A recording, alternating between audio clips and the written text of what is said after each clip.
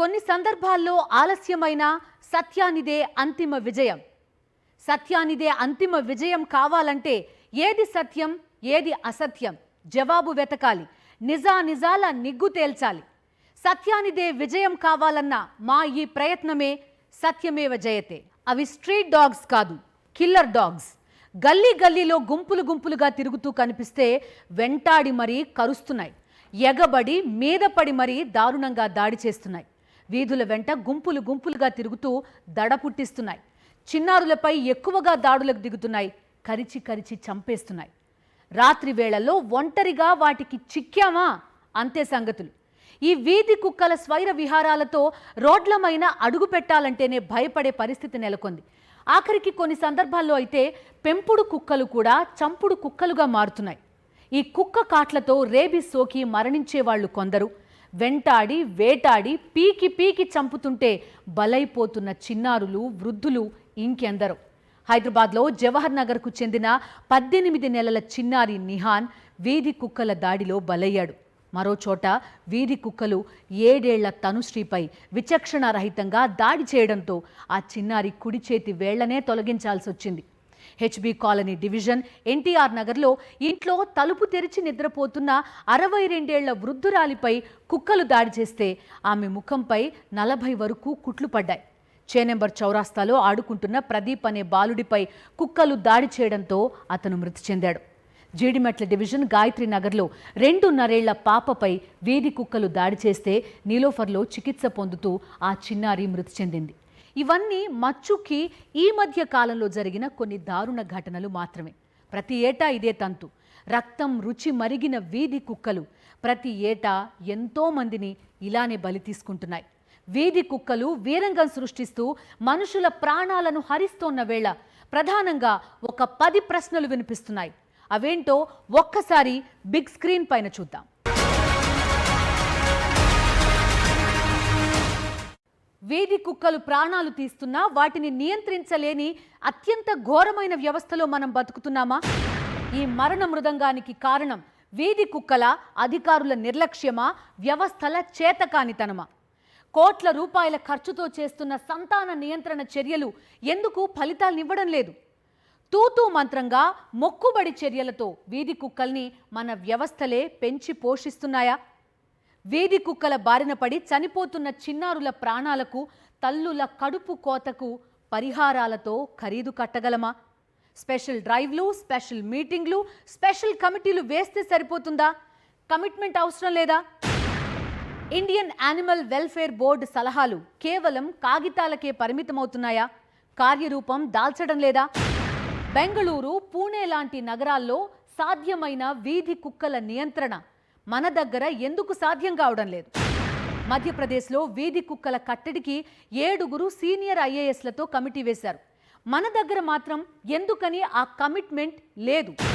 ఒకవైపు జంతు ప్రేమికులు, మరోవైపు వీధి కుక్కల దాడిలో బలవుతున్న బాధితులు. ఎవరి వెర్షన్ ఏంటి? పలు నివేదికల ప్రకారం దేశంలో వీధి కుక్కలు 3.5 కోట్లున్నాయి. హైదరాబాద్ నగరంలో దాదాపుగా 6 లక్షల వీధి కుక్కలున్నాయి. ఇక ప్రతిరోజు 70 మందికి పైగా కుక్క కాటుకు గురవుతున్నారు. ప్రతి నెల కనీసం 2 వ్యక్తులు రేబీస్ బారిన పడి మృతి చెందుతున్నారు. మరికొందరు కుక్కల దాడిలో అక్కడికక్కడే చనిపోతున్నారు. ఇలా చనిపోతున్న వారిలో చిన్నారులే ఎక్కువ. 2022లో కుక్క కాటు కేసులు 19,847 నమోదు కాగా 2023లో 26,349 కేసులకు పెరిగాయి. ఈ ఏడాది 9,000కు పైగానే కేసులు నమోదయ్యాయి. హైదరాబాద్లో కుక్క కాటు కేసులు పెరగడంతో ప్రతి నెల 3,000కు పైగా యాంటీ రేబీస్ వ్యాక్సిన్స్ వేస్తున్నారు. ఒక్క హైదరాబాద్లో వీధి కుక్కల సమస్యలపై జీహెచ్ఎంసీకి రోజుకి దాదాపుగా 500 ఫిర్యాదులు వస్తున్నాయంటే పరిస్థితి ఎంత భయంకరంగా ఉందో ఊహించుకోవచ్చు. భౌ భౌ అనే శబ్దం వింటే చాలు తెలుగు రాష్ట్రాలు బాబోయ్ అంటున్నాయి. ఎప్పుడు ఏ వీధి కుక్క మీద పడి కర్కశంగా దాడి చేస్తుందో తెలీదు. ఎప్పుడు ఏ వీధి కుక్కల దండు చిన్నారుల మీద పడి ప్రాణాలు తీసేస్తుందో తెలీదు. ఇంత జరుగుతుంటే మన వ్యవస్థలు ఏం చేస్తున్నాయో అర్థం కాదు. ఈ వీధి కుక్కల దాడుల్లో అక్కడికక్కడే మృతి చెందేవారు కొందరు, స్వల్ప గాయాలతో తప్పించుకుంటే రేబిస్ కారణంగా నరకం అనుభవించి చనిపోయేవారు మరికొందరు. ఉదాహరణకు జీహెచ్ఎంసీ పరిధిలో చూసుకుంటే భాగ్యనగర వీధుల్లో దాదాపు 6 లక్షల వీధి కుక్కలుంటే దాదాపుగా 1,00,000కు పైగా కుక్కలు స్టెరిలైజ్ కానివే ఉన్నాయి. ఇలాంటి స్టెరిలైజ్ చేయని కుక్కలకు దాహం ఆకలి వేసినప్పుడు క్రూరంగా ప్రవర్తిస్తూ దాడి కూడా చేస్తుంటాయి. ఇక వీధి కుక్కల్ని పట్టుకుని తరలించే వాహనాలు మొత్తం 30 వరకు ఉన్నాయి. వీటికి కుటుంబ నియంత్రణ చేసే ఆపరేషన్ కేంద్రాలు 5 ఉన్నాయి. ఒక్కో ఆపరేషన్కి 1,500 రూపాయలు ఖర్చు చేస్తున్నారు. ఈ వీధి కుక్కల బెడదని తగ్గించేందుకు ఏటా 12 కోట్ల రూపాయలు ఖర్చు చేస్తున్నారు. అయినా ఈ వీధి కుక్కలు చేసే దాడుల సంఖ్య మాత్రం తగ్గట్లేదు. బల్దియాకి 10 ఏళ్లలో వచ్చిన ఫిర్యాదులు 3,60,469. కుక్క కాటు కేసులు 3,36,767. ఈ నంబర్స్ చూస్తే తీవ్రత ఏ స్థాయిలో ఉందో అనేది కూడా అర్థం చేసుకోవచ్చు. ఈ సమస్య ఒక్క హైదరాబాద్కే పరిమితమా? కాదు. ఏపీ నుంచి తెలంగాణ వరకు. ఆ మాటకొస్తే దేశవ్యాప్తంగా ఈ సమస్య ఉంది. అసలు వీధి కుక్కల దాడులను నియంత్రించలేమా?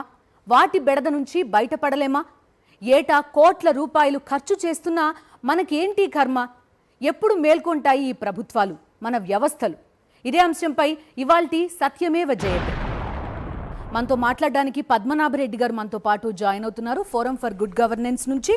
అదేవిధంగా శివ పీపుల్ ఫర్ యానిమల్స్ సంస్థ నుంచి మనతో పాటు జాయిన్ అవుతున్నారు. రామ్ సింగ్ గారు మనతో పాటు జాయిన్ అవుతున్నారు, వెటర్నరీ డాక్టర్ ఆయన, జయశంకర్ యూనివర్సిటీ నుంచి. అలాగే రాజశేఖర్ రెడ్డి గారు లింగోజీగూడ కార్పొరేటర్ అయినా, దాంతో పాటుగా జీహెచ్ఎంసీ ఏదైతే ఈ కుక్కల బెడదకి సంబంధించి ఒక కమిటీ ఫామ్ చేసిందో అందులో మెంబర్ కూడా ఆయన. సో ఆ కమిటీ ఎటువంటి నివేదిక ఇచ్చింది, ఏం చేయబోతోంది జీహెచ్ఎంసీ, ఇలాంటి అంశాలన్నీ కూడా మనకి రాజశేఖర్ రెడ్డి గారు చెప్పబోతున్నారు. దీంతో పాటుగా మనం చూసాం గత కొంతకాలంగా కుక్కల దాడులు పర్టిక్యులర్గా పిల్లలపైన చాలా పరిస్థితి. అలాంటి ఒక ఘటనలో చనిపోయాడు విహాన్ అనే బాలుడు. ఆ బాలుడికి సంబంధించి తీవ్ర విషాదంలో ఉంది ఈ కుటుంబం మొత్తం కూడా. ఆ కుటుంబం మొత్తం కూడా మనతో పాటు జాయిన్ అవుతోంది. దాంతో పాటుగా ప్రజా సంఘాల నుంచి కూడా మనతో పాటు కొంతమంది జాయిన్ అవుతున్నారు. సో అసలు దీనికి నివారణ ఏంటి, ఎందుకని కుక్కల పాపులేషన్ చాలా ఎక్కువగా పెరిగిపోతోంది అనేది ఒక ప్రశ్న అయితే, స్టెరిలైజ్ చేస్తున్నారా లేదా అనేది రెండో ప్రశ్న. మనుషుల పైన కుక్కలు దాడి చేయడం ఏంటి, మన పిల్లల్ని మనం కాపాడుకోలేకపోతే ఇంకా ఇంత పెద్ద వ్యవస్థ ప్రభుత్వాలు ఉండి ప్రయోజనం ఏంటి? ఇలాంటి అన్ని అంశాల గురించి కూడా మనం మాట్లాడబోతున్నాం.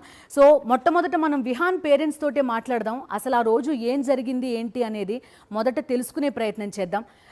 విహాన్ ఫాదర్ మీరు, నమస్తే అండి. అసలు ఆ రోజు ఏం జరిగింది, బాబు ఎందుకు బయట ఉన్నాడంటే ఏం చెప్తారు? ఆ రోజు మీ డే ఎలా స్టార్ట్ అయింది? విహాన్ కుక్కల దాడిలో చనిపోయాడు, అసలు ఆ రోజు ఏం జరిగింది? నా పేరు భరత్ కుమార్ అండి. మా పాపకు బాగాలేదు అని అంటే ఆ రోజు మేము హాస్పిటల్ తీసుకెళ్దామని చెప్పేసి మేము ఇద్దరం బయటికి వెళ్ళాము. ఇంట్లో మా ఇంకో పాప, మా అత్తమ్మ వాళ్ళు గిట్ట వాళ్ళు ఉన్నారు. పడుకున్నాడు అని చెప్పేసి వాళ్ళు కూడా అనుకున్నట్టున్నారు. అనుకోకుండా అతను ఎప్పుడు లేచాడో తెలియదు. బయటకు వచ్చి ఆడుకుంటుంటే, గేట్ బయటకు వచ్చి ఆడుకుంటుంటే కుక్కలు తీసుకొని కట్ చేసినాయి అని చెప్పేసి మేము వచ్చి రిటర్న్ వస్తున్నాం. మేము హాస్పిటల్కి వెళ్ళి రిటర్న్ వస్తుంటే బాబుని కట్ చేసినాయి అంటే మేము హాస్పిటల్కి, అది రోజు జరిగిన ఘటన అది. ఆ రోజు సాయంత్రం 6:30-7 గంటల మధ్యలో. ఎక్కువ ఉంటాయండి మీ కాలనీలో అట్లా? అవునండి, ఉంటాయండి, చాలా ఎక్కువ, చాలా ఉన్నాయి. ఈ ఇన్సిడెంట్ అయినాక వాళ్ళు నిన్న మొన్న నుంచి వ్యాన్లు పెట్టి పట్టుకెళ్తున్నారు. చెప్పండి, ఆ రోజు మీరు హాస్పిటల్కి వెళ్ళారు. ఒకసారి ఆ రోజును కనుక తలుచుకుంటే ఏమనిపిస్తుంది? చాలా మందికి ఏముంటుందంటే అరే ఆ రోజు అలా జరుగుంటే బాగుండు, రకరకాల ఎమోషన్స్ మేడం. మేము వెళ్ళకపోతే అయిపోతుండే అని ఫీలింగ్ మాకు కూడా ఉంది, కానీ వెళ్ళాల్సిన సిచ్యువేషన్ వచ్చింది. మేము ఏదో బ్రతుకు తెరువు కోసం హైదరాబాద్కి వచ్చాము. అక్కడ ఏం పనులు లేవు, ఊర్లో ఉంటాం మేము, ఏం పనులు లేవు. 3 పిల్లలు కదా, వాళ్ళకి మంచి భవిష్యత్తు ఇవ్వాలి మేము మా పిల్లలకి. అక్కడ ఉంటే జరగదు. కనీసం హైదరాబాద్కి వచ్చి పిల్లలకి ఏదైనా మంచి స్కూల్లో వేసుకొని ఏదైనా చదివించుకుంటూ మేము ఇద్దరం ఏదైనా చేసుకుందామని హైదరాబాద్కి వచ్చాను. తను వచ్చి 2 months అయింది, నేను వచ్చి 15 days అవుతుంది. సరే పాపకు మెడిసిన్ కూడా కావాలి ఎట్లాగైనా, నెక్స్ట్ డే స్కాన్ చేస్తా అన్నారు. ఫస్ట్ అయితే మెడిసిన్ వేయండి నైట్లో అన్నారు. సరే అనేసి మమ్మీ గేట్ దగ్గర ఉంది, అంతసేపు అందరం బయటే ఉన్నాము.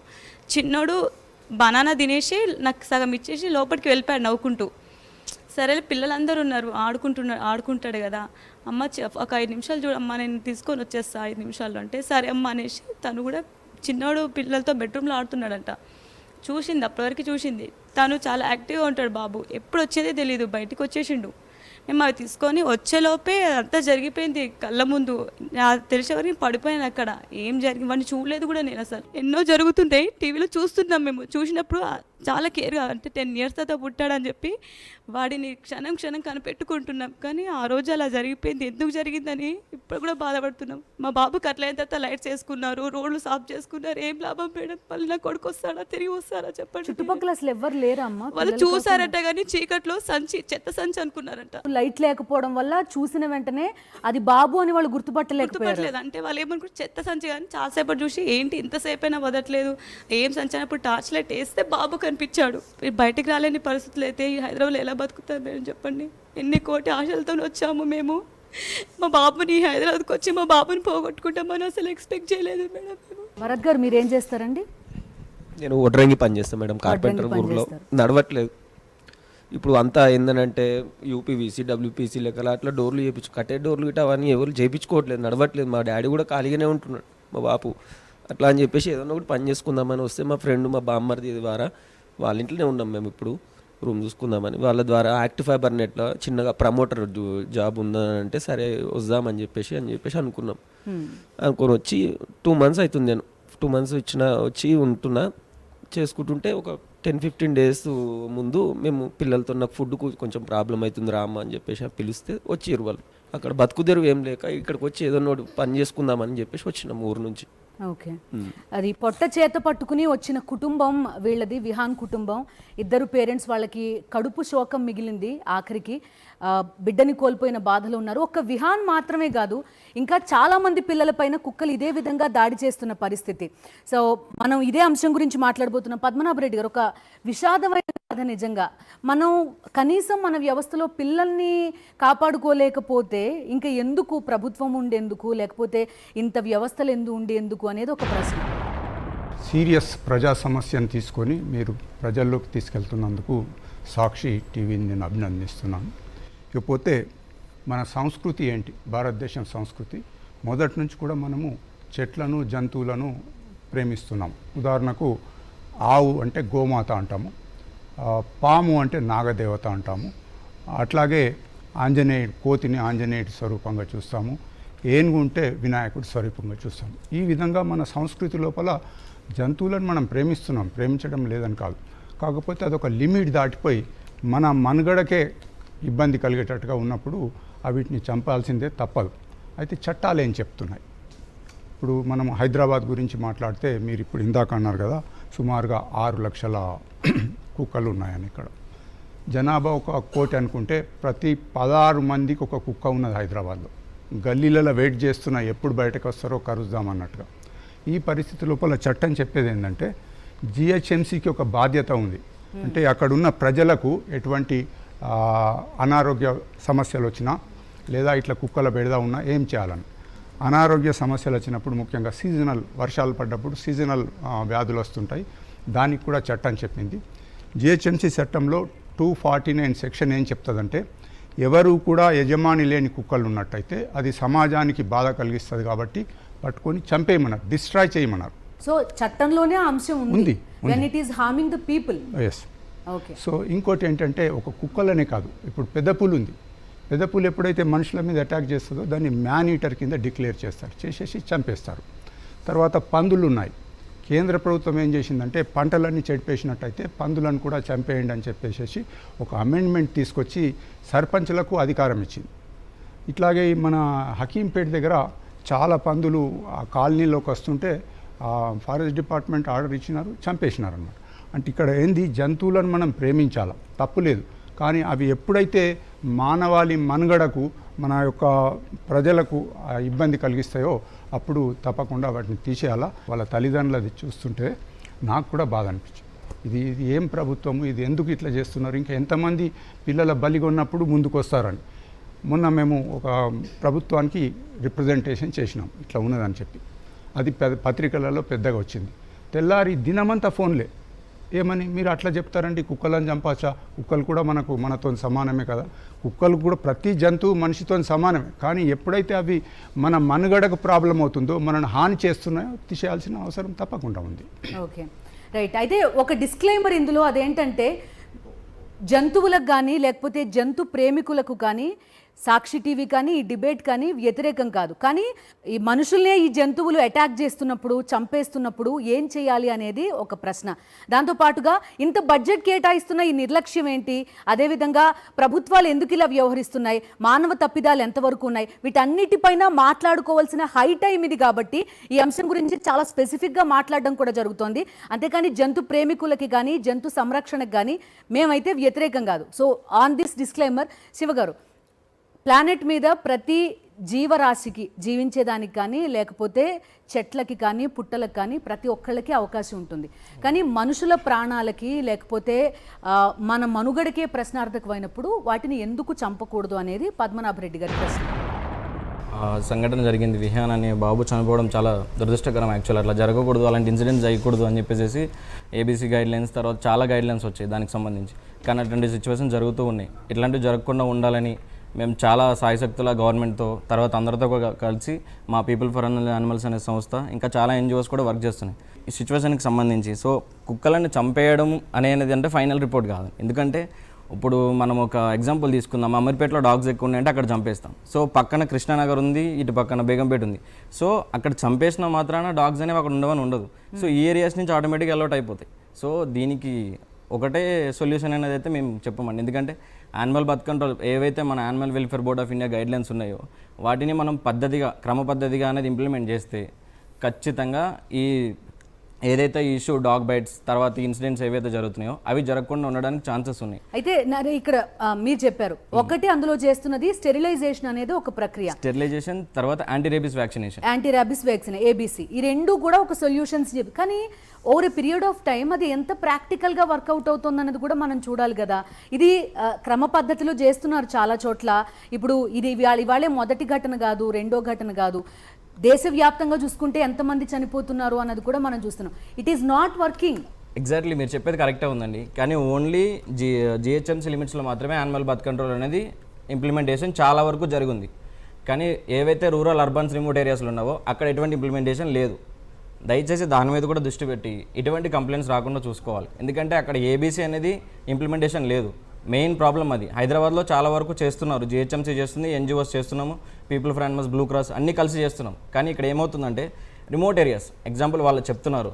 సో వాళ్ళది ఒక వీధి చివర లైట్స్ కూడా లేవు అని చెప్పేసి చెప్తున్నారు. సో అలాంటి ఏరియాస్లో వీళ్ళు ఏం చేయాలంటే ఏదైతే నాన్ ఆపరేట్ డాగ్స్ ఉంటాయో వాటిని మనము చెవి కత్తిరించి ఉంటుంది వీ షేప్లో, అటువంటివి ఒకవేళ ఏవైనా మీ స్ట్రీట్లో కనబడితే ఇమీడియట్గా మీ ఎవరైతే శానిటరీ ఇన్స్పెక్టర్ కానీ లేకుంటే మీకు పంచాయతీ సెక్రటరీ కానీ వాళ్ళకి చెప్పి ఇట్లా యానిమల్ బర్త్ కంట్రోల్ ఇంప్లిమెంటేషన్ చేపియండి, ప్రజలకు మాకు చాలా ఇబ్బంది అవుతుంది. ఒకవేళ దురదృష్టం సాతు ఎవరినైనా సరే ఒక మనిషిని ఒక కుక్క గరిచింది అనుకోండి, సో వాళ్ళకి మనుషులకి ఏం కాకుండా ఇట్లా యానిమల్స్ కూడా ఏం కాకుండా ఏం చేయాలంటే యాంటీ రేబీస్ వ్యాక్సినేషన్ అనేది ఒకటి ఉంటుంది. సో మనం మన ఫ్యూచర్ గురించి ముందుగానే ఆలోచించి గవర్నమెంట్ అనేది 2001లో గైడ్లైన్స్ ఫ్రేమ్ చేసింది. సో 2001 నుంచి కూడా క్రమ పద్ధతిలో ఇంప్లిమెంటేషన్ జరిగితే ఎలాంటి ఇన్సిడెంట్ జరగడానికి దారి ఉండదు అని చెప్పేసి మేము చెప్తాం. NCPCR national commission for protection of child rights గురించి మార్చిలో ఒక మీటింగ్ జరిగింది.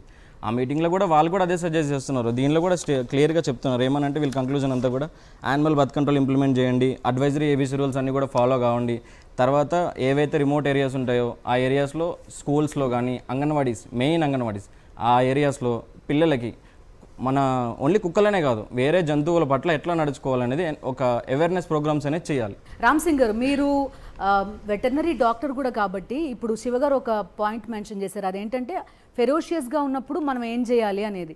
నాకు ఒక సజెషన్ ఎవరేమన్నా ఇచ్చారంటే మీరు ఏమన్నా వెహికల్లో కనుక వెళ్తుంటే ఫాస్ట్గా ఏదైనా కుక్క లాంటిది మీ వెంట పడితే మీరు ఆగిపోండి, సో దట్ అది మిమ్మల్ని ఇది అలాంటిది నిజంగా సొల్యూషన్ అండి.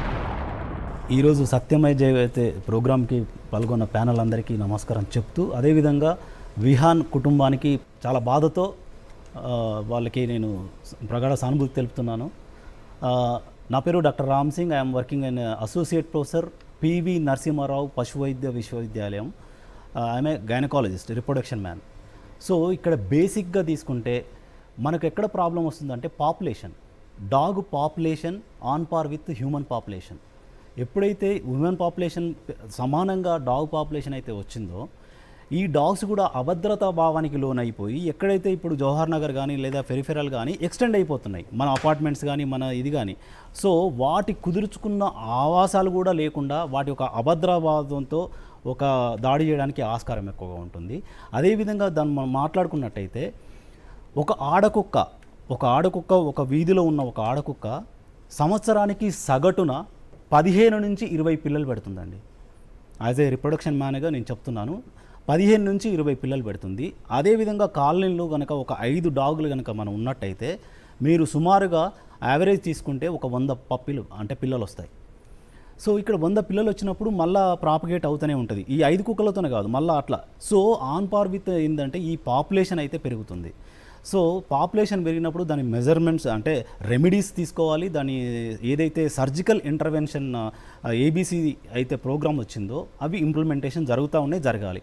బట్ నేను ఇక్కడ యాజ్ ఏ గైనకాలజిస్ట్గా, అదేవిధంగా నా కొలీగ్స్, నా మిత్రులు డాక్టర్ సునీల్ ఆనంద్ కుమార్ ఈమని, అదేవిధంగా doctor D Ashok Kumar, we did a research జరిగింది. దాని దగ్గర సంబంధించిన పూర్తి ఆధారాలు మా దగ్గర, సంబంధించిన డ్రగ్ సంబంధించింది కూడా మా దగ్గర ఉంది. దాన్ని ముందుగా కెమికల్ స్టెరిలైజేషన్ అంటే ఏదైతే సర్జికల్ ఇంటర్వెన్షన్ కాకుండా ఈ కెమికల్ స్టెరిలైజేషన్ చేస్తే చాలా మట్టుకి మనము ఎక్కడైతే కాలనీ ఉందో అక్కడే మనం దాన్ని ఒక ఇంజెక్షన్తో సరిపోతుంది. అంటే పర్మనెంట్ స్టెరిలిటీగా చేయొచ్చు. కాకపోతే దానికి మాకు కావాల్సింది ఏంటంటే అనుమతులు కావాలి. అంటే ఢిల్లీ స్థాయిలో ఉన్న ఎనిమల్ ఎథికల్ అక్కడి నుంచి అనుమతులు కావాలి. అదేవిధంగా ప్రభుత్వం నుంచి సరైన సపోర్టు, అదేవిధంగా పైలట్ ప్రాజెక్ట్ కనుక మాకు అప్పచెప్పినట్టయితే మేము చేయడానికి రెడీగా ఉన్నాం. ఎంత శాంపిల్ సైజ్ పైన ట్రై చేశారండి? మేము ఆల్రెడీ రీసెర్చ్ దాదాపు ఒక ల్యాబొరేటరీ ఎనిమల్ మీద చేసాం. చాలా ఆశాజనకంగా ఉంది. రిజల్ట్స్ కూడా చాలా మంచిగా ఉన్నాయి. అదేవిధంగా పాశ్చాత్య దేశాలలో, అమెరికా లాంటి దేశాల్లో అయితే అది డ్రగ్ లైసెన్స్డ్ జరుగుతూ ఉంది. దేర్ ఇస్ నాట్ ఇప్పుడు ఆల్రెడీ ఇంప్లిమెంట్ చేస్తున్నాయి కొన్ని వేరే కంట్రీలు ఉన్నాయి. కానీ ఇండియాలో మనకు అది కనుక ఇస్తున్నట్టయితే మనం త్వరితగతిన ఈ పాపులేషన్ని మనం కట్టడి చేయాల్సి చాలా ఈజీగా చేయొచ్చు. అంటే ఇది కనుక ప్రభుత్వం కనుక ఆలోచించి మాకు కనుక మా యూనివర్సిటీకి కనుక పైలట్ ప్రాజెక్ట్గా కొన్ని నిధులతో కనుక ఇచ్చినట్టయితే మేము ఇమ్మీడియట్గా దాన్ని చేపట్టడానికి రెడీగా ఉన్నాం. అదేవిధంగా పాపులేషన్ అనేది మెయిన్ ఇంపార్టెంట్ కాబట్టి పాపులేషన్ని తగ్గించాలి. ఎలా ఏందనేది తగ్గించాలి. ఇప్పుడు మీరు అన్నట్టు బిహేవియరల్ సైన్స్ ఎలా ఉంటుందంటే, సపోజ్ ఒక డాగ్ అటాక్ చేసిందనంటే don't see the face to face, eye contact ఇవ్వకూడదు ఆ డాగ్కి. అదేవిధంగా యూ హ్యావ్ టు టర్న్, అంటే సైడ్కి టర్న్ అవ్వాలి కానీ బ్యాక్ టర్న్ అవ్వకూడదు. జస్ట్ నిలబడ్డ చోటనే సైడ్కి టర్న్ అవ్వాలి. సో నేను నీకేం హామ్ చేయట్లేదు అనేది మనం కల్పించాలా. అదేవిధంగా బ్యాక్ కనుక చెయ్యిలు కనుక పెట్టుకోకూడదు, ఫోల్డ్ చేసి ముందుకే ఫోల్డ్ చేసి మనం ఉండాలి. ఇది మెజర్మెంట్స్ అంటే మనం అక్కడి నుంచి తప్పించుకోవడానికి చేయవలసిన మార్గాలు. ఒకవేళ ఈ అన్నీ దాటి ఆ డాగ్ కనుక మనల్ని దాడి చేసినట్టయితే దాన్ని వనరబుల్ పార్ట్స్లో కాకుండా దాన్ని మామూలుగా ఏదన్నా స్టిక్తో కానీ కొట్టడానికి ఆస్కారం ఉంటుంది, దాన్ని హామ్ చేయకుండా. కెమికల్ స్టెరిలైజేషన్ అన్నారు కదా, మీ వైస్ ఛాన్సలర్తో ప్రభుత్వానికి ఒక లెటరు మీ రీసెర్చ్ పంపండి. వి విల్ ఆల్సో ట్రై, అందరం కూడా మీడియా కూడా ట్రై చేస్తుంది. మంచి ఉద్దేశంతో చేస్తున్నారు కాబట్టి ప్రజలకు మేలు కలుగుతుంది. ఈ యొక్క సర్జికల్ స్టెరిలైజేషన్ పెద్ద ప్రాసెస్, పట్టుకోవాలి ఖర్చు కూడా. ఇప్పుడు దీని మీద మా పీజీ స్టూడెంట్ రీసెర్చ్ జరిగింది, ఆశాజనకంగా ఉంది. దాని డ్రగ్ కూడా మేము బయటకు రిలీజ్ చేయడానికి రెడీ. రాజశేఖర్ రెడ్డి గారు, ఇప్పుడు ఏదైతే జిహెచ్ఎంసీ కమిటీ ఫామ్ చేసిందో దాని రికమెండేషన్స్ ఏంటి? జిహెచ్ఎంసీ ఇప్పటిదాకా ఏం చేసింది? ముందుగా మేడం, సత్యమేవ జయతే, ఆ పిల్లగానికి అయితే తెలియదు, చనిపోయిన పిల్లగానికి మనం ఈ డిబేట్ చేస్తున్నామనో ఏం చేస్తున్నామనో కానీ ఆ ఫ్యామిలీకి మా తరఫున ప్రగాఢ సానుభూతి తెలియవస్తున్నాం madam. It's very sad incident. End of the day అసలు మేము కమిటీలో ఉన్నాం, మేము ఒక 8 మంది కార్పొరేటర్లు ఈ కమిటీలో ఉన్నాం మేడం. ఆల్మోస్ట్ ఒక 20 days మేము తిరిగినాం మేడం. అన్ని చోట్ల తిరిగి మాకు కనపడ్డాయి అంటే వాట్ బెస్ట్ మనం చేయగలుగుతాం అనేది మేము రికమెండ్ చేసినాం. వెరీ అన్ఫార్చునేట్లీ జిహెచ్ఎంసీలో 31 మంది ఆఫీసర్స్ ఉండాలి మేడం, 12 మంది ఆఫీసర్స్ ఉన్నారు. ఆ 19 మంది ఆఫీసర్ని రిక్రూట్ చేయమని చెప్పినాం మేము, వెటర్నరీ ఆఫీసర్స్ స్పెషల్గా. ఇట్స్ నాట్ ఓన్లీ కుక్ అనే కాదు కదా మేడం, ఎన్నో విధాలుగా. ఎందుకు రిక్రూట్మెంట్ జరగట్లేదండి? అంటే క్వాలిఫైడ్ అభ్యర్థులు లేరా, లేకపోతే ఆ నోటిఫికేషన్లో, లేకపోతే ఆ రిక్రూట్మెంట్ చేయడానికి రిసోర్సెస్ లేవా? లేదు మేడం, అప్పట్లో రిక్రూట్మెంటే చేయాలనే ఉద్దేశంతో చెప్పినాము. సరే ఇక అది ఎన్ని రోజులకు చేసినరా అనేది ఖచ్చితంగా చేస్తామని అయితే మా అప్పుడు కమిషనర్ గారు కూడా గవర్నమెంట్కి రికమెండేషన్స్ పంపించారు madam. These are all required అని కూడా చెప్పారు. ఆ రోజు మేము 26 పాయింట్లతోటి మేము అన్నీ రికమెండ్ చేసినాము. ఆ తర్వాత కొన్ని యాక్షన్ తీసుకోబడినాయి.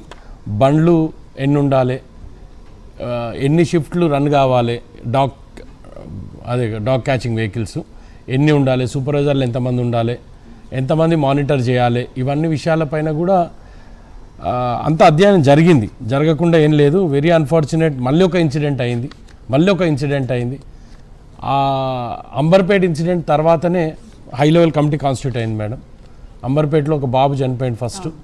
ఆ ఇన్సిడెంట్ తోటే మేము హై లెవెల్ కమిటీ మేము అడిగినాం ఆ రోజు యాజ్ ఎ కార్పొరేటర్గా. మా దగ్గర కూడా ఒక ఇన్సిడెంట్ అయింది. వెరీ అన్ఫార్చునేట్, రేబీస్ వచ్చి చనిపోయిండు బాబు. లేటెస్ట్ స్టేజ్లో నీలోఫర్ హాస్పిటల్లో రేబీస్ వచ్చి చనిపోయిండు.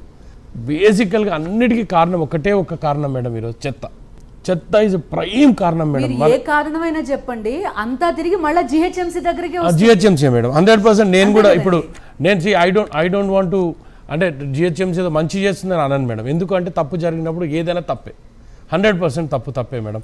నేను ఒకటే చెప్తున్నాను మేడం, ఎవరైతే ఇప్పుడు సార్ చెప్పిన కెమికల్ స్టెరిలైజేషన్ అనుకోండి, పద్మనాభ గారు చెప్పినట్టు చంపేయడం అనేది ఒక చాలా ఇబ్బందికరంగా విషయం మేడం. ఎందుకంటే సుప్రీంకోర్టు గైడ్లైన్స్ ఉన్నాయి మేడం.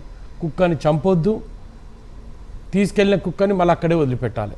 బికాజ్ ఈ కుక్క వేరే వీధిలోకి పోతే ఆ కుక్కలు దాని దక్కనియ్యాయి. రీలోకేట్ చేయకూడదు. ఈ కుక్కని వేరే వీధిలోకి పోయి వదిలిపెడితే ఆ కుక్కలు దాన్ని రానియ్యాయి మేడం. మీరు ఎన్నైనా చేసుకోండి, ఆ కుక్కలు రానియ్యాయి. అది 100% మాకు గైడ్లైన్స్ ఉన్నాయి. అగైన్ అండి, ఎంత మాట్లాడుకున్నా కానీ కుక్కల గురించే మాట్లాడుతున్నాం కానీ పిల్లల గురించి, మనుషుల గురించి లేదు madam. Let me come out with my points. అయితే అది జరిగింది చెప్తున్నాను నేను. అంటే సీక్వెన్స్గా ఏం జరిగింది మేమే అడిగినాం. అరే మరి ఇప్పుడు ఫెరోషియస్ ఉన్న డాగ్స్ని కనీసం మీరు దాంట్లోనే ఎరాడికేట్ చేయండి, స్టెరిలైజేషన్. ఇప్పుడు మనుషుల మీద దాడి చేసినాక ఇక కుక్క అయితే ఎందుకు పులికి కుక్కకి తేడానే లేనప్పుడు ఇక మనం ఏ విధంగా చేసినా తప్పలేదు అనుకో. జస్ట్ మా ఇంటి కూడా చిన్న కుక్క ఉంది, నేనేం కాదంటలేను.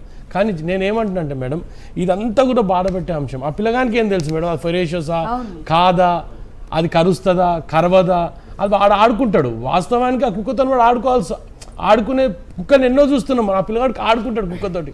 ఆ తల్లికి ఏం తెలుసు ఆ కుక్క బయట వంగనే లాక్కపోయిందని? ఆ తల్లికైతే తెలియదు కదా మేడం. మేమేమన్నామంటే మేడం, అవన్నీ కూడా చెప్పినప్పుడు మేము కొన్ని రికమెండేషన్స్ ఇచ్చినాం. ఎక్కడ కూడా చెత్త ఉండకుండా చూడండి. చెత్త ఉన్న చోటనే కుక్క ఎక్కువ ప్రొడక్షన్ ఉంటుంది. ఎవరికి పడితే ఆడు కొనుక్కుంటారు, ఆ చికెన్ ముక్కలు కొనుక్కుంటారు, రోడ్ల మీద వేసుకుంటూ పోతుంటారు. ఇదంతా ఆపితే పోలీస్ కేసులు కూడా పెట్టిరు మేడం. యానిమల్ లవర్స్ కొంతమంది వాళ్ళ మీద పోలీస్ కేసులు పెట్టిండ్రు.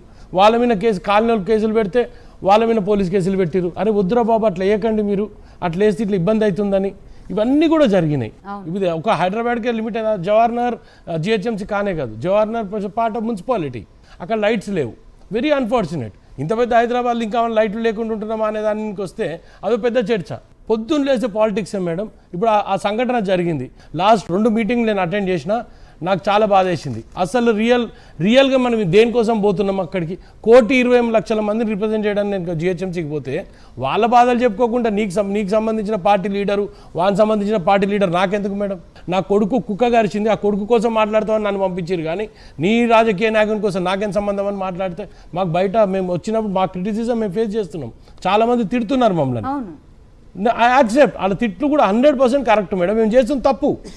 ఎంతోమంది కనపడని ఎన్నో ఉన్నాయి, ఇలా కనపడ్డది ఇలా బయటికి వచ్చింది అనుకుందాం మేడం. Very unfortunate madam. అన్ని కుక్కలు అటాక్ చేస్తే అంటే మనం చెత్త అనుకునే పరిస్థితి వచ్చిందంటే నిజంగా ఆ ఏరియా నీట్గా పెట్టుకున్నట్టయితే ఈ ప్రమాదం రాకుండే కదా అనేది నాకు అనిపించింది మేడం. మీరు నమ్మండి నమ్మకపోండి మేడం, హైదరాబాదే కాదు మేడం, నేను పబ్లిక్ని అయితే ఒకటి చాలా క్లియర్గా చెప్తున్నాను మేడం, అన్లెస్ అంటిల్ మీరు చెత్త వేయకుండా ఉన్నంత వరకు ఇవి కంట్రోల్ చేయడం అనేది ఇండివిజువల్ పని అయితే కాదు మేడం. గవర్నమెంట్స్ నుంచి అయితే ఖచ్చితంగా సార్ చెప్పినా కానీ, పద్మనాభరావు సార్ చెప్పినా కానీ ఖచ్చితంగా మేము తీసుకుంటాము. ఏది కూడా వదిలిపెట్టాం మేడం. మేము ఎన్నో తీసుకున్నాం, ఒకటి కాదు మేడం. లాప్రోస్కోపిక్ కూడా చేయాలన్న ఆలోచన వచ్చింది, కానీ లాప్రోస్కోపిక్లో సక్సెస్ లేదు అని మళ్ళీ కొంతమంది డాక్టర్స్ ముందుకు వచ్చి చెప్పడము, మా కమిషనర్ గారు లాప్రోస్కోపిక్ సక్సెస్ లేదండి, unnecessary is waste of money అని చెప్పిండ్రు బర్త్ కంట్రోల్ కోసం. అది ఇప్పుడు రాసుకున్నా మేడం. నేను ఖచ్చితంగా ఆ రిపోర్ట్ ఇస్తే గవర్నమెంట్కి తీసుకెళ్తాం. సార్తో పాటు నేను కూడా వెళ్తా. మా జిహెచ్ఎంసీలో కూడా మేము నెక్స్ట్ కమిటీ మీటింగే కాదు, మధ్యలోనే ఇమీడియట్గా ఇప్పుడు కమిషనర్ అమ్రపాల్ గారు ఉన్నారు, షీఈ్ ఆల్సో రీసెంట్గా దానకిషోర్ గారు కూడా మీటింగ్ పెట్టారు దీనిపైన, మీరు అటెండ్ చేసినట్టు. ప్రజా సంఘాల వాళ్ళు కూడా ఉన్నారు, వాళ్ళతో కూడా ఒక్కసారి మాట్లాడబోతున్నాం. అయితే చాలా ఇన్సిడెంట్స్ జరుగుతున్నవి కొంతవరకు పాపులేషన్ ఎక్కువగా ఉన్న ఏరియాస్లో, దాంతోపాటుగా చెత్త ఎక్కువగా ఉన్న ఏరియాస్లో, దాంతోపాటు పరిశుభ్రంగా లేనివి, కొంతవరకు ఏదైతే హై ప్రొఫైల్ ఏరియాస్ కానివి చిన్న చిన్న స్లమ్స్ ఇటువంటి ఏరియాస్లో ఎక్కువగా జరుగుతున్నాయి. అక్కడ నిర్వహణ లోపం అనేది పర్టిక్యులర్గా కనబడుతుంది. ఏం చెప్తారండి? అంటే ఎందుకని ఇలాంటి ఏరియాలో ఎక్కువగా జరుగుతున్నాయి? స్థానికులు ఎక్కువగా చెత్త వీటన్నిటిని మెయింటైన్ చేయకపోవడం కారణమా? వేరే కారణాలు ఏమైనా ఉన్నాయా? లైట్లు లేకపోవడం అనేది ఒక ప్రధానమైన సమస్య హైదరాబాద్ పరిధిలో. నాట్ ఓన్లీ హైదరాబాద్, రూరల్ ఏరియాస్లో చాలా చోట్ల, పంచాయతీల పరిధిలో కూడా. మీ అబ్జర్వేషన్స్ ఏంటి? జంట నగరాల్లో ఉన్న కుక్కలన్నింటినీ కూడా ఎక్కడన్నా వాళ్ళ వల్ల ప్రాబ్లం వస్తే తీసుకొచ్చి మొత్తం జవహర్ నగర్ డంపింగ్ యార్డ్ దగ్గర వదులుతూ ఉన్నారు. మేము దీని గురించి ఇదివరకు కూడా మేము చాలాసార్లు దీన్ని వ్యతిరేకించాం. ఇది జనం ఇంతకు ముందు అంటే తక్కువ జనాభా కలది, ఇప్పుడు లక్షలాది జనం అక్కడ పెరిగిపోయారు. అవి ఎక్కడెక్కడి నుంచో వలసల నుంచి వచ్చి ఇక్కడ బతుకుతూ ఉన్నారు. తక్కువ కిరాయిలకు వస్తాయి, తక్కువ రూపాయల్లో ప్లాట్లు వస్తాయి అనేసి ఇక్కడ బతుకుతూ ఉన్నారు. దీన్ని బట్టి మొన్న వరకేమో గ్రామ పంచాయతీ ఉండే, గ్రామ పంచాయతీ కంప్లీట్గా ఇచ్చినాము, పట్టించుకోలే. ఇప్పుడైతే మున్సిపల్ అయ్యింది. మున్సిపల్ కూడా చెప్తా ఉన్నాం మేము, మీరు ప్లాట్లు అమ్మేవాళ్ళని పట్టుకోండి, లేదా ఈ కుక్కల్ని కంట్రోల్ చేయండి. ఈ చుట్టుపక్కల అంతా బహిరంగ ప్రదేశాల్లో అన్నింటిలో ఈ చెత్త వ్యర్థాలు, చికెన్ వ్యర్థాలని తీసుకొచ్చేస్తున్నారు. వాళ్ళని ఎందుకు కంట్రోల్ చేయరు మీరు? ఇప్పుడు జిహెచ్ఎంసీ అయిన తర్వాత కూడా ఈ పరిస్థితి ఏంటి? ఆ విహాన్ ఉన్న పిల్లోడు, ఆ చిన్న పిల్లోడు ఆడుకుందామని ఎంతవరకు తల్లిదండ్రి కాపలో ఉంటారు? జస్ట్ బయటకు వచ్చాడు, బయటకు రాగానే కుక్కలు పట్టుకున్నాయి. అక్కడ లైట్లు లేవు, లైట్లు లేని పరిస్థితి, ఒక రోడ్లు లేవు. జవహర్ నగర్ అనేటప్పటికే డంపింగ్ యార్డ్ అని ఒక ముద్ర వేసేసారు దాన్ని. ఈ పరిస్థితుల్లో ఇప్పుడు ఈ సమస్య జవహర్ నగర్ది ఒకటే కాదు, రాష్ట్ర వ్యాప్తంగా జరుగుతుంది. అవి చాలా బయటకు రావట్లేదు, చాలా బయటకు వస్తున్నాయి. నిన్న రాత్రి కూడా 21 ఏళ్ళ అతను వర్కింగ్కి వచ్చి బస్ దిగి వచ్చేటప్పుడు అతన్ని కుక్కలు పట్టుకుని కరిసేసింది. ఈరోజు హాస్పిటల్లో ఉన్నాడు అతను. కార్లలోనో బండిలోనో వెళ్తూ ఉంటారు, అటువంటి వాటి వెనక కుక్కలు పడుతూ ఉంటే భయం వేస్తుంది. ఒక్కసారిగా బ్యాలెన్స్ కోల్పోతారు, లేకపోతే ఏమన్నా పెద్ద యాక్సిడెంట్ కావచ్చు, అలాగే దెబ్బలు తగలచ్చు. రకరకాల ఇన్సిడెంట్స్, కేవలం చనిపోవడాన్ని మనం ఒక పీక్ స్టేజ్ కాబట్టి దాని గురించి మాట్లాడుతున్నాం అంతే. నిజంగా ఇలాంటివి కూడా చాలా జరుగుతాయి మేడం. ఎంతోమంది బండి మీద పడిపోయాం. సపోజ్ మేమిద్దరం కూడా పడిపోయింది ఉన్నాం, మొన్న పడిపోయాం. మేము మొత్తం పడిపోయాం. చుట్టుపక్కల వాళ్ళు గవ్వ వచ్చి ఎవరు కొట్టారు కాబట్టి సరిపోయింది, కానీ లేకపోతే ఈ వయసులో మేము పడిపోయిన మేము లేగలేము. అవి వచ్చి కరిచేసాయి. సంఘటన జరిగిన వెంటనే మేము ప్రజా సంఘాలుగా అనేక ప్రజా సంఘాలతో కలిపి మాకు ఫస్ట్ ఆ కాలనీ, మేము ఒక కాలనీలో ఉంటాం, ఇంటి పక్కన మా ఇల్లు కూడా. విషయం తెలియగానే బండి తీసుకుని అన్నీ వెళ్తుంటే మా ఇంట పడితే కదా ఈ కాలు పట్టుకుంది. అది దాని దురదృష్టం నా అదృష్టం తెలియదు, కానీ దాని సంగతి దానికి తెలియదు కదా పాపం. ఏమైనా స్లిప్ అయ్యి కింద పడ్డాం, మొత్తం మీద పక్క వాళ్ళు వచ్చి దాన్ని కొట్టి పారేశారు. అయితే ఇప్పుడు సార్ ప్రజా సంఘాలుగా మా రిక్వెస్ట్ ఏంటంటే ప్రభుత్వానికి, వైద్యపరంగా ఏమో మన డాక్టర్ గారు చెప్పారు హార్మోన్స్ ఇన్బ్యాలెన్స్ ఉన్నవా కరుస్తున్నాయని, లేదంటే మనం ఓ జాగ్రత్తలు తీసుకోవాలి. ఇందాక మన మేడం అన్నట్టుగా మనం రక్షించుకోవడం కోసం ఏం చేయాలి అనేది, ఇవన్నీ కూడా నన్ను అడిగితే మీరు ఏమని అనుకోండి, చిత్తశుద్ధి లేని ప్రభుత్వాలు ఉన్నంత కాలం ఇలాంటి ఎన్ని చేసినా ఏం చేసినా సామాన్య ప్రజలకి కుక్కలు బలి అయిపోయేది ఎవరండి? డబ్బున్నవాళ్ళ, ధనవంతులా, ఏసీ కారులో ఉన్నవాళ్ళ, నిరుపేదలండి. డొక్కాడదు, చేతులు ఆడకపోతే డొక్క నిండదు. ఈరోజు జవహర్ నగర్లో రాత్రి 1 గంట 12 గంటల వరకు బస్సులు వచ్చే వరకు కూడా బస్సులు దిగుతూనే ఉంటారు. 3:30 కల్లా బస్సులు ఎక్కాలని వెళ్తూనే ఉంటారు. ముసలోళ్ళు, వికలాంగులు, వృద్ధులు అనేక మంది. ఈరోజు జవహర్ నగర్లో ఉన్న ప్రజలంతా 2000 మంది ప్రజలు ఉంటే అందులో 80-90% సిటీలో పనిచేసే వర్కర్సే. ఆ వర్కర్స్ పరిస్థితి ఏంది చెప్పండి? ఇప్పుడు ఈరోజు కుక్కల గురించి మనం సార్ పేరు ఏంటి? పద్మనాభరెడ్డి గారు చెప్పండి. పద్మనాభరెడ్డి గారు మంచి విషయం చెప్పారు. చట్టంలో ఒక రూల్స్ ఉందంట, యజమాని లేని కుక్కలను చంపి పారేయండి అన్నప్పుడు. ఆ చట్టం చేసినప్పుడు దాని మీద చర్చ చేయడం నాకు అర్థం కాదు. దీన్ని ఎందుకు మనం అంగీకరిస్తలేకపోతున్నాము? దోమ కరిస్తే దోమ చంపడానికి అనేక మందులు కొడుతున్నాము కదా. చిన్న దోమ కుడితే కదా మలేరియా వస్తుంది, చంపండి మలేరియా, దోమలను చంపన్నప్పుడు ఏంది నాకు అర్థం కాదు. విశ్వాసానికి మారిపోయి కుక్క ఈరోజు విశ్వాసం కోల్పోతున్నప్పుడు మనిషిగా మనకెందుకనే విశ్వాసం? మనిషి చచ్చిపోతూ ఉన్నాడు కదా. ఇప్పుడు మొన్న మేము డిమాండ్ చేస్తాం, ఆ రోజు వెళ్ళిన వెంటనే మీ సాక్షి పత్రిక వాళ్ళు అందరూ వచ్చారు. మేము ఒకటే అన్నాం, మేము 2 ఆడపిల్లలు, వాళ్ళకి ఒకే ఒక కొడుకు. ఎన్నాళ్ళకి పుట్టాడండి? 11 సంవత్సరాలకు పుట్టాడు మగబిడ్డ. బయట రాగానే కుక్కలు పట్టి చంపేసినాయి. వాళ్ళకి ఏంటి? మేము అడిగాం, స్థానిక ప్రతినిధులను అడిగాం, ప్రజాప్రతినిధులని, అయ్యా ఇది తప్పు మీద మాదా పక్కన పెడదాం, కానీ నష్టపోయిన కుటుంబానికి మీరు ఏమిస్తున్నారు? 20 లక్షలు మీరు సాయం చేయండి వాళ్ళకి. ఆయనకి మున్సిపల్ దాంట్లో కొలువు ఇప్పించండి. ఓకే. ఆ ఉండటానికి మీరు డబుల్ బెడ్రూమ్ ఇస్తారా, సింగిల్ బెడ్రూమ్ ఇస్తారా, స్థలం ఇస్తారా? అంత జవహర్ నగర్ ల్యాండ్లే కదా, గవర్నమెంట్ ల్యాండ్లు అన్నారు కదా, ఒక ల్యాండ్ ఇవ్వండి వాళ్ళకి. ఇది చేయాలి ఖచ్చితంగా. ఎందుకంటే దీనికి నేరం అనండి, లేదంటే ఇంకోటి అనండి, ఖచ్చితంగా ప్రభుత్వ నిర్లక్ష్య వైఖరే కారణము.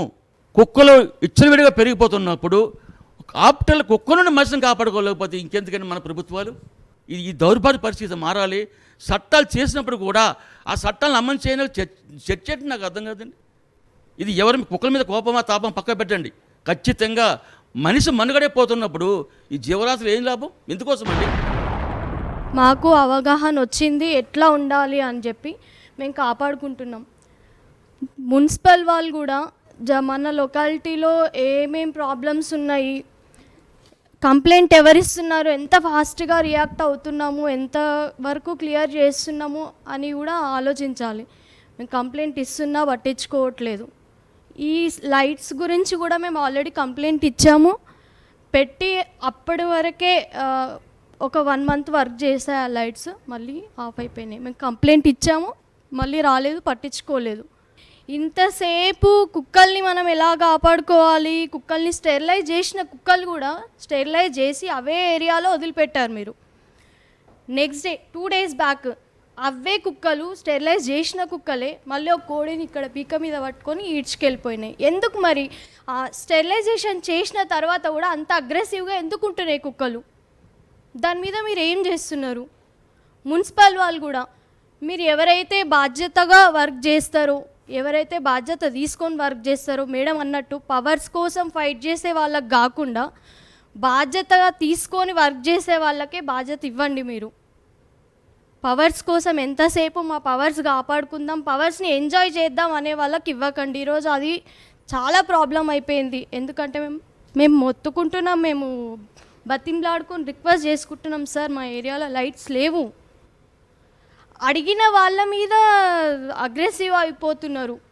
మీరుండండి జాగ్రత్తగా, మీరు తీసుకోండి బిడ్డ పైన. మా బిడ్డకు జరిగినందుకు మేము అడిగితే మీరు చూసుకోవాలమ్మా, మేమేం చేస్తాం, మా నెత్తి మీదకి తీసుకొచ్చిర్రు ఈరోజు అని మా మీద సీరియస్ అయిపోతున్నారు. అంటే ఏ ప్రాబ్లం మనకు వచ్చినా మనం అడగొద్దు. ఖాళీ ఎంతసేపు డే స్టార్ట్ అయితే డే ఎండ్ అయ్యే వరకు మన జాగ్రత్తలో మనం ఉండాలి. మన పిల్లల్ని మేమంటే నాకు 2 పిల్లలు. మార్నింగ్ లాక్ చేస్తా అంటే పిల్లలు పోతారు, లాక్ వేసుకుంటాను. నైట్ వరకు అంటే పిల్లలు ఒక హాఫ్ అన్ అవర్ బయట ఆడుకునే పరిస్థితి లేదు. మనం తాగుబోతు వాళ్ళ గురించి ఆలోచించాలా, ఈరోజు కుక్కల గురించి భయపడాలా? మన పిల్లల్ని మనం ఎంతసేపు కోళ్ళని గంప కింద గమ్ముకున్నట్టు ఈరోజు మన పిల్లల్ని మనం లాక్ వేసుకొని పెట్టుకోవాలి. 5 minutes మేము చూసుకోలేదు, బయటకు వచ్చేవరకు ఒక్క లైట్ లేదు. ఆ రోజు ఒక్క లైట్ ఉన్నా, ఒక మనిషి చూసినా ఈరోజు బిడ్డ బతుకుతుండే 7-7:30 టైంలో. ఎన్నిటి గురించి అని మేము చెప్పాలి పిల్లలకు? ఎంతసేపు అని లాక్ వేసుకొని మేము ఇంట్లో కూర్చోబెట్టుకోవాలి పిల్లల్ని? దేని గురించి అని గైడ్ చేయాలి? యానిమల్స్ని కాపాడడానికే చూస్తున్నారు, చనిపోయిన బిడ్డను మీరు తీసుకురాగలుగుతారా? అదే స్టెరిలైజేషన్ చేసి మీరు వదిలేస్తున్నారు, అదే కుక్క మళ్ళీ అటాక్ చేస్తుంది. ఎందుకోసం? దేనికి? మేము యానిమల్స్ని మేము కూడా లవ్ చేస్తాం, మేము ఫుడ్ పెడుతున్నాము, మేము ఏమి అగ్రెసివ్గా కుక్కలతో ఉండట్లేదు. మేము మిగిలిపోయిన ఫుడ్ కానివ్వండి, వాటికి ఫుడ్ ఉండాలని చెప్పి మేము ఇస్తున్నాము. అయినా అంత అగ్రెసివ్గా ఉంటున్నాయి, కుక్కలు హార్మ్ చేస్తున్నాయి. అంటే కుక్కల్ని కాపాడుకోవడం కాకుండా దీనికి పర్మనెంట్ సొల్యూషన్ గురించి ఆలోచిస్తే బాగుంటుంది. ఓకే అండి, రైట్. విహాన్ ఒక్కడే కాదు, చాలామంది. వైజాగ్లో ఒక ఇన్సిడెంట్ జరిగింది, రేబిస్తో చనిపోయాడు ఆయన. ఆఫ్టర్ ఇన్సిడెంట్ జరిగిన తర్వాత దాన్ని సరిగా అడ్రస్ చేయకపోవడం వల్ల రేబిస్ వచ్చింది. ఆ లక్షణాలతోటి ఆయన చనిపోయిన పరిస్థితి. మనకు ఆ సీరియస్నెస్ ఉందా అనేది కూడా ప్రశ్న. నేను అదే అంటున్నా, అందు గురించే మనము ఇట్లాంటి ఇన్సిడెంట్ జరగకుండా, రేబిస్ రాకూడదంటే ముందుగానే ప్రభుత్వం మేల్కొని అప్పుడు ఖచ్చితంగా ఏవైతే డాగ్స్ ఉన్నాయో అన్నిటికీ యాంటీ రేబిస్ వ్యాక్సిన్స్ ఇస్తే ఈ రోజున రేబిస్ అనేది మనకి కమ్యూనికేట్ అయ్యేది కాదు. మెయిన్ ప్రాబ్లం అక్కడ. సో ఇవి ముందుగానే ఇక్కడి నుంచి అయినా సరే యానిమల్ కేర్ సెంటర్స్ అరేంజ్ చేసి ఏవైతే డాగ్స్ ఉంటాయో, ఎందుకంటే ఇది యానిమల్ గురించే కాదు, దీనిలో హ్యూమన్ వెల్ఫేర్ కూడా ఉంది ఖచ్చితంగా. ఎందుకంటే వీటి చేయడం వల్ల మన కోసమే ఇప్పుడు బర్త్ కంట్రోల్ అనేది తీసుకొచ్చింది హ్యూమన్స్ కోసమే. ఎందుకంటే వాటి పాపులేషన్ పెరిగిపోయి హ్యూమన్స్ కన్నా చాలా ఇబ్బంది పడుతున్నారు. ఇట్లాంటి డెత్స్ ఉంటున్నాయి, డాగ్ బెడ్స్ ఉంటున్నాయి, అన్నీ ఉంటున్నాయి. సో దీన్ని నేను 90s వెళ్ళాలి. వెళ్ళాలి హయ్యర్ పాపులేషన్ వచ్చేసినప్పుడు లిటరల్గా కుటుంబ నియంత్రణ ఆపరేషన్లు కనిపించిన వాళ్ళకి కనిపించినట్టు చేశారు అనేది మనం చదివినప్పుడు తెలుస్తూ ఉంటుంది. మనుషుల విషయంలోనే మీరు బర్త్ కంట్రోల్ అనేది అంత టాప్ ప్రియారిటీ. మన పాపులేషన్ ఎక్కువైపోతుంది, వాళ్ళ వెల్ఫేర్ ఇంపాసిబుల్ అయిపోతుంది, పేదరికం పెరిగిపోతుందని 90s అనుకుంటా. కుక్కల విషయంలో మనం ఎందుకు దాన్ని అంత స్ట్రిక్ట్గా అమలు చేయలేకపోతున్నామని? అంటే ఇది అంతా ఫైర్ ఫైటింగ్ ఎక్సర్సైజ్ అంటారు. కుక్క మనిషిని గరిచి మనిషి చనిపోతే అప్పుడు అందరూ మొత్తము గవర్నమెంట్ మిషనరీ మేల్కొని ఏం చేద్దాం అంటారు. ఇది కంటిన్యూస్ ప్రాసెస్గా ఉండాలి. సో ఇంకొకటి, మీకేమీ కాంపెన్సేషన్ ఇవ్వలేదు కదమ్మా ప్రభుత్వం నుంచి? 50,000 రూపీస్ వేశారు అంత్యక్రియల ఖర్చు గురించి. ప్రామిస్ చేసినరా, ఇచ్చినారా? ఇచ్చారు, 50,000 ఇచ్చారు. ఇప్పుడు ఇక్కడ ఏంటంటే మనం ప్లేన్లో పోతున్నప్పుడు ప్లేన్ యాక్సిడెంట్ అయి చనిపోతే కోట్లలో కాంపెన్సేషన్ ఇస్తారు. రైల్లో పోతున్నప్పుడు రైలు యాక్సిడెంట్లో చనిపోతే 10 లక్షలకు తక్కువ కాకుండా ఇస్తారు.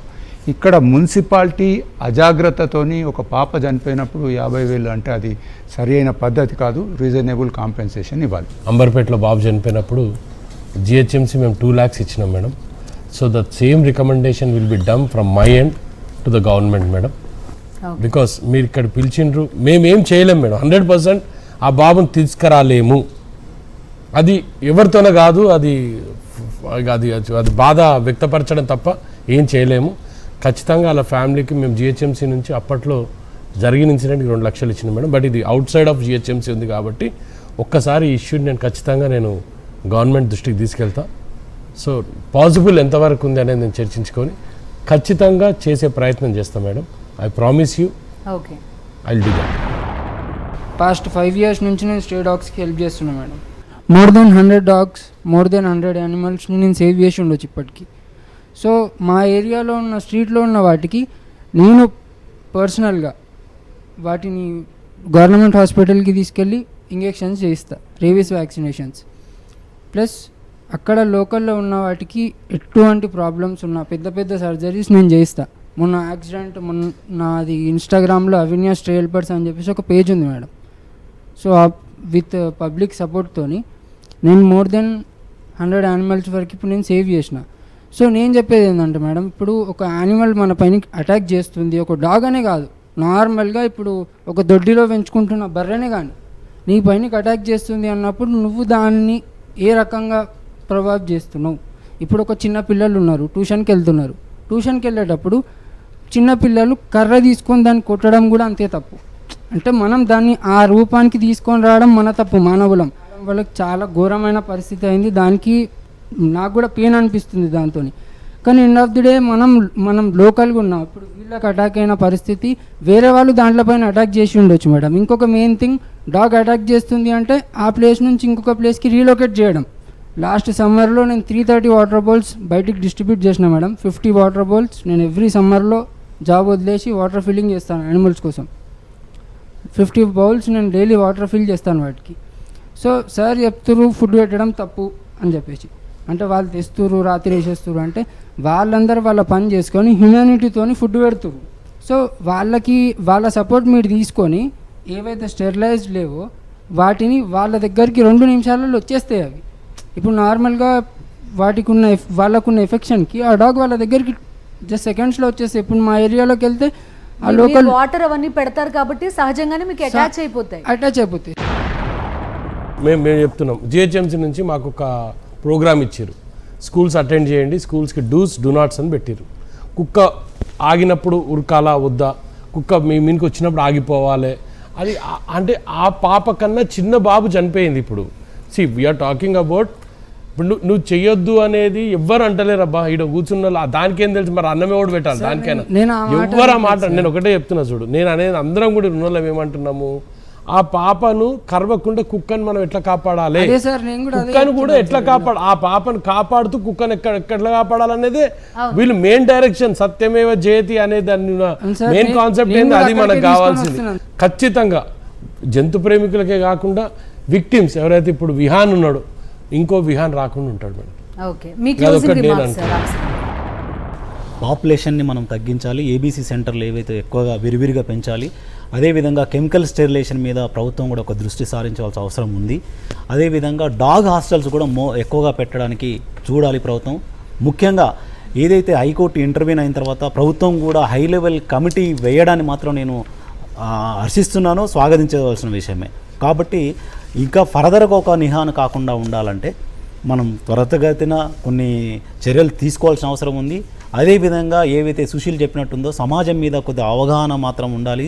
సామాజిక స్పృహతో కూడా మనం ఉండవలసిన అవసరం ఉంటుంది. కాలనీవాసులు కానివ్వండి, విద్యార్థులు కానివ్వండి, తదితర సంఘాలు కానివ్వండి, అదే పేట నుంచి కానివ్వండి, ఎన్జిఓస్ కానివ్వండి, ఇలా ఎన్జిఓస్ కూడా కొద్దిగా ఇంకొక అడుగు ముందుకేసేసి దీని మీద ఇంకా చర్యలు తీసుకుంటే బాగుంటుంది. చాలామందికి తెలియకపోవచ్చు వీళ్ళు చేసే సర్వీసెస్ కూడా డోంట్ నో సంబడి యాక్చువల్లీ ఏం చేస్తున్నారు, ఎక్కడ చేస్తున్నారు. మీకు టోల్ ఫ్రీ నెంబర్ కనుక ఉన్నట్టయితే మన సాక్షి ఛానల్ ముందు కనుక మీరు పెట్టినట్టయితే ఎక్కడ తెలియని వాళ్ళు కూడా మీకు రీచ్ అవుతారని నేను కోరుకుంటున్నాను. మేము ఫర్దర్ కూడా ఎక్స్టెండ్ చేయడానికి యూనివర్సిటీస్ నుంచి మేమైతే అల్వేల్ అందుబాటులో ఉంటాం. ఓకే అండి. శివ గారు మీ క్లోజింగ్ రిమార్క్స్ ఏంటి? యాక్చువల్లీ ఏబిఎస్ ఇంప్లిమెంటేషన్ అనేది మనం ఫస్ట్ మాట్లాడుకున్న టాపిక్. సో అది ఇంప్లిమెంటేషన్ కావాలి. సో తర్వాత ఆయన చెప్పినట్టు పబ్లిక్ ఇంటరాక్షన్ అయితే కంపల్సరీ ఉండాలి. సో ఏదైనా ఇష్యూ ఉందంటే ఆ కాలనీ కానీ అదొక వీధి కానీ పబ్లిక్కే తెలుస్తుంది. సో ఎవరో ఒక డాగ్ క్యాచింగ్ వెహికల్ వెళ్ళి అక్కడ డాగ్స్ లేవు పట్టుకుని వచ్చేసారని అంటే ఆ టైంలో ఉండకపోవచ్చు, కానీ అక్కడ ఉన్న పబ్లిక్, అక్కడ నివసించే ప్రజలకి అయితే ఖచ్చితంగా తెలుస్తుంది అక్కడ ఎన్ని డాగ్స్ ఉన్నాయి ఏంది అనేది. సో ఎవరైనా సరే ఇట్లాంటి డాగ్స్ క్యాచ్ చేసినా సరే పబ్లిక్ ఇంటరాక్షన్ అనేది కంపల్సరీ ఉండాలి, అది తీసుకోవాలి. తర్వాత నెక్స్ట్ వచ్చేసి వేస్ట్ మేనేజ్మెంట్. మన వాళ్ళు ఎంతమంది రౌండ్ అప్ తిరిగినా సరే ఖచ్చితంగా వేస్ట్ మేనేజ్మెంట్ దగ్గరకు వస్తున్నారు. సో ఇది సిన్సియర్గా ఎవరైతే దానికి సంబంధించిన కాంట్రాక్ట్స్ కానీ లేకపోతే దానికి సంబంధించిన వర్కర్స్ అనేదే కాదబ్బా, పబ్లిక్లోనే రావాలి. ఇది నేను అదే గవర్నమెంట్ మాత్రమే కాదు, హైదరాబాద్ అయితే జిహెచ్ఎంసీ ఇవన్నీ కాదు. మనం సింగపూర్ లాంటి కంట్రీస్ చాలా గొప్పగా చెప్పుకుంటాం, ఒక్కటి కూడా బయట ఏరట, మనం ఎందుకు చేయట్లేదు అనేది ఎవరికి వాళ్ళు క్వశ్చన్ చేసుకోవాలి. నా ప్రైమ్ రెస్పాన్సిబిలిటీ, నేను ఈరోజు కార్పొరేటర్గా శానిటేషనే. నేను జిహెచ్ఎంసీ కమిషనర్ గారు కూడా చెప్తున్నా, నువ్వు ఏ రోడ్ వేయకున్నా పర్లేదు, క్లీన్ హైదరాబాద్ కావాలి.